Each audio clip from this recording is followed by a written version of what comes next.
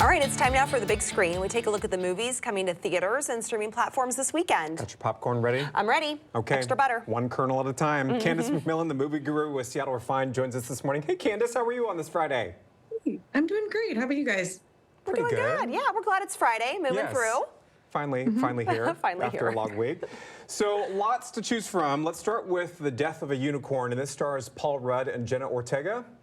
Yes, and it's a very interesting film. It's kind of nothing I've seen lately comes close to this. It's got Paul Rudd, Jenna Ortega, Tay Leone, Will Poulter, Richard E. Grant, so it's a stacked cast, and it follows a father and daughter who find themselves in an impossible situation where they've hit an actual unicorn with their car.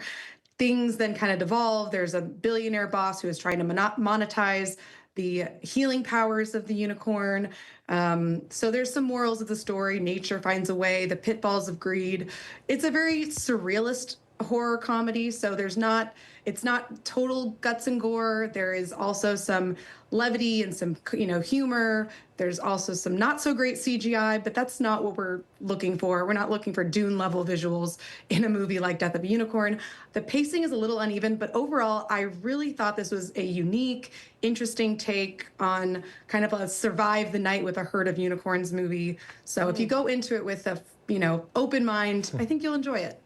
It definitely sounds interesting. That's for plot, sure. Yeah. Wow. Okay, it's got my attention. All right, next on the list, Bob Trevino Likes It. What's this about? So this actually came through SIF in 2024. That does sound good. You might have to be glued to the streaming devices or movie theaters this weekend, I think. Some interesting ones. All right, 2 for 2. Let's see if we can go 3. We're talking about the Penguin Lessons, and this one's based on a true story. Yes, based on a true story and inspired by the 2015 memoir of the same name. It stars Steve Coogan. It's a very heartwarming story. I wanted to like this because it's just so sweet. A man who is working as a teacher in Argentina finds a penguin covered in oil on a beach. He rescues the penguin and tries to release it back into the wild, but the penguin just won't go. So he has to take it back to the boys' school that he's teaching at, and the penguin kind of becomes this mascot for the boys and is giving everyone emotional support.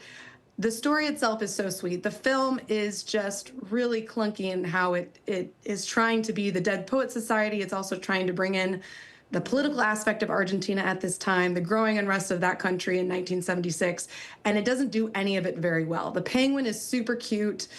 That's about all I can say about the Penguin Lessons. Oh, darn. I feel like that has so much potential. It really did, yeah. It just did not deliver like it needed to. Okay. Gosh darn it. So I guess we're 2 for 3. We're 2 for 3. Yeah. While we have you, good. Candace, can we ask you our ARC Seattle question of the day that's also movie related?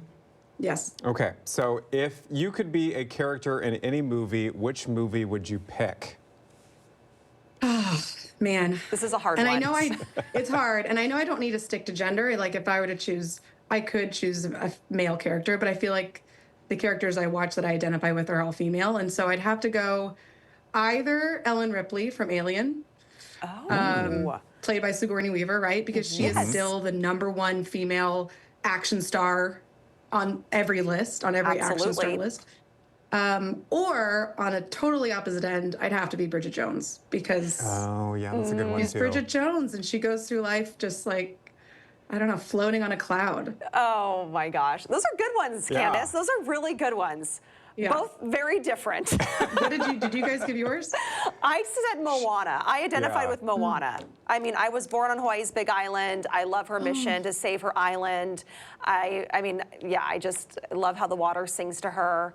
I love that. Yeah, but it took me a second to think about it. I'm like, who would I be? Who would I pick? I'm still thinking. Yes. The one that comes to mind because I watch this movie a lot is Mrs. Doubtfire, just because it'd be fun to play dress up and, have your little show that impacts the kids and all that. I don't know. That's a great one. That is the best, and it's Robin Williams. And it's Robin Williams. He's my favorite male actor of all time.